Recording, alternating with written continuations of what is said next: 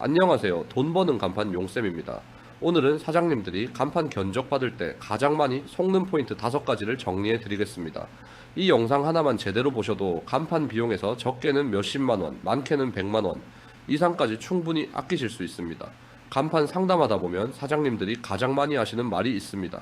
똑같은 간판인데 왜 업체마다 가격이 이렇게 달라요? 근데 사실 간판 견적은 겉으로 똑같아 보여도 안을 뜯어보면 전혀 다른 경우가 훨씬 많습니다. 그래서 오늘은 가격이 왜 달라지는지, 그리고 어디서 가장 많이 속는지 하나씩 짚어드릴게요. 사장님들이 간판 견적 받아보고 머리 아팠던 경험 한 번쯤은 다 있으실 겁니다. 어떤 곳은 말도 안 되게 싸고, 어떤 곳은 또 너무 비싸고, 기준이 뭔지 헷갈리죠. 그래서 싼 곳에 덜컥 맡겼다가 나중에 추가 비용을 달라고 하거나 1년도 안 돼서 글자 떨어지고 불 꺼지고 AS는 연락도 안 되는 경우 진짜 많습니다.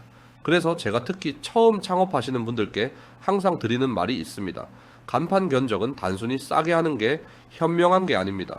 제대로 된 공식을 알고 그 기준에 맞춰 비교할 줄 알아야 뒤통수를 안 맞습니다.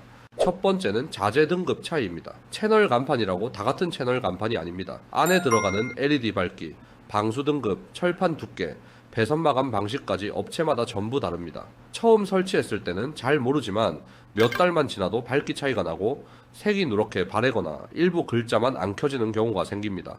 이럴 때 사장님들이 이 간판 왜 이래요? 하고 연락 주시는데 대부분은 자재 등급 문제입니다.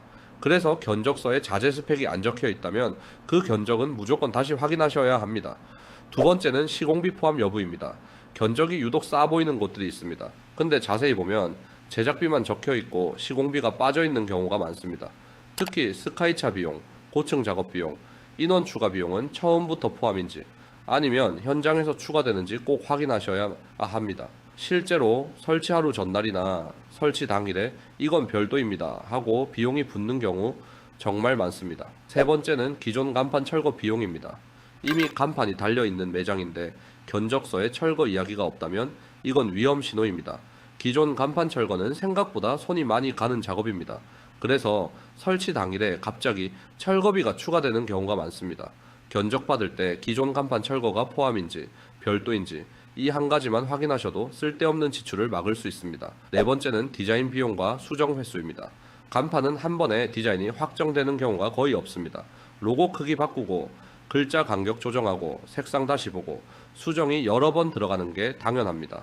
근데 처음엔 디자인 무료라고 해놓고 두 번째나 세 번째 수정부터 비용을 받는 업체도 있습니다.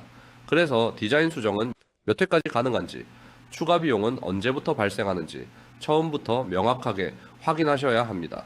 다섯 번째는 AS 기준입니다. 간판은 설치가 끝이 아닙니다.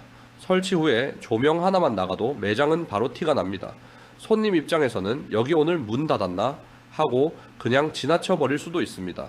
그런데 어떤 업체는 설치만 해주고 이후 AS는 거의 없는 경우도 있습니다. 몇 개월까지 무상인지, 어떤 경우가 유상인지 기준이 없는 견적은 사실상 반쪽짜리 견적이라고 보셔야 합니다. 여기까지 들으시면 이런 질문이 생깁니다. 그럼 이 업체가 괜찮은지 어떻게 구별해요? 그래서 제가 추가로 꼭 확인하시라고 말씀드리는 게 있습니다. 첫 번째는 5개 광고 허가증이 있는 업체인지입니다.